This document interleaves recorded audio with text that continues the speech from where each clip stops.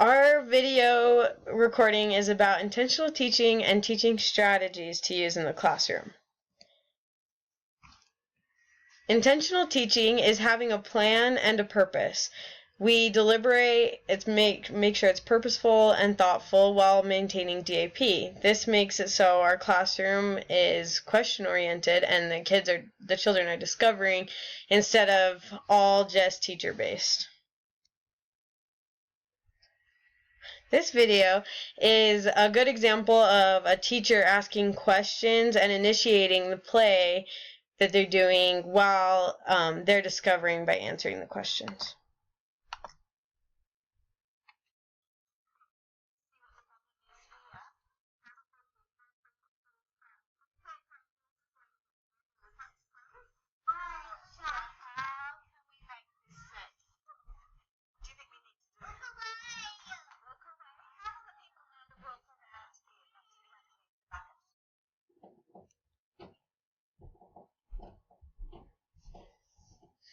That was a really good example of her asking questions to get the children to think through the problem and problem solve the situation.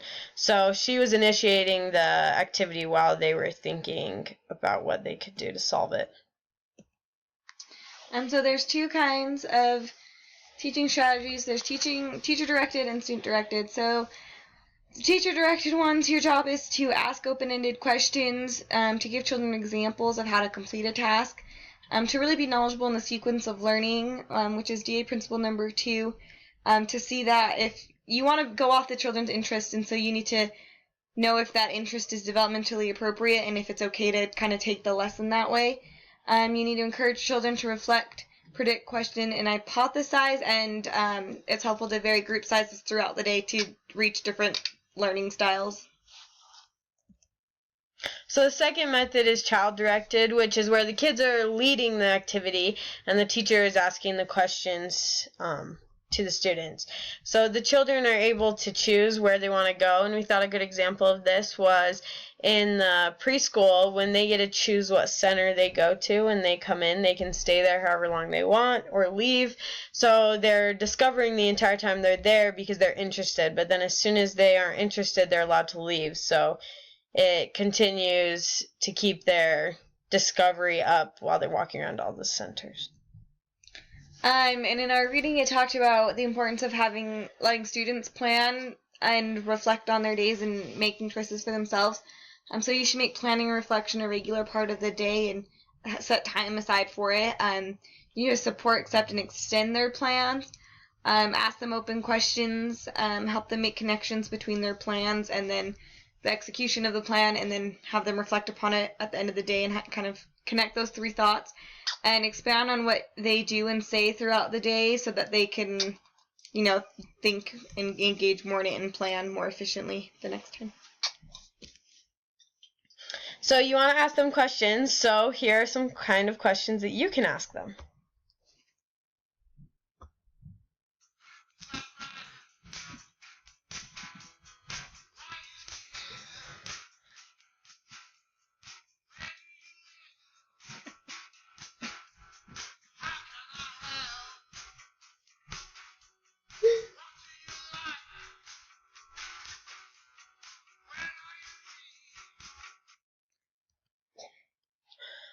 Just kidding, those aren't good examples, but now that we have your attention, we're going to give you some real examples of questions you can ask.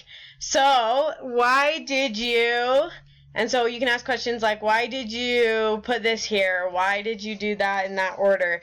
In the videos we watched, one of the guys was asking the kids, like, why did you put the blocks this way? Why did you put the animals by each other? Like, why did you put the giraffes by the lions and stuff?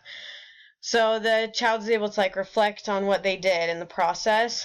And then he also asked, so he was moving them, and so what if I move this over here? And the student had to realize why she put things that in certain places and why it was wrong if the teacher had moved it. Other questions are, how did you come up with that idea, or why did or didn't that work? And those are both processing questions, they have to process the information, the order they did it in, and why they did it that way, and then what might happen if we do this. And it's a good question for future they have to kind of think ahead to see what would happen if the teacher put it in a different place or the teacher dumped the water somewhere else. So they're good questions to make them think about the processing. So we pulled some strategies from our DAP book. Again, varying the format from large group to small group to centers and routines. Kind of breaks up the day, and it reaches different levels of learning and different levels of engagement for the students. So when picking a strategy, you need to look at the goal, the child, and the situation. So in our video, we watched a little boy's crying because his turn on the computer was over. And so the teacher had to plan what strategy to use in that situation, and she was able to validate his feelings and emotions and distract him so he was able to go do another activity and like calm down from the situation. You need to actively engage the children by having a lot of appropriate materials. In one of the videos we watched, they had blocks and they had little plastic animals and there were some stuffed animals, and there was a lot of things for them to choose to play with and to interact with to help engage them in the learning and kind of help them go a little bit deeper. And then the last one is allow for collaboration with peers. And this one was done in the first video we watched, where the kids had to go around in groups and sniff different things in the classroom, and they had to talk about what it smelled like and how to write it, so they were working together as a group. So that's just some ways to be an intentional teacher and some strategies you can use and examples just to kind of get your ideas flowing.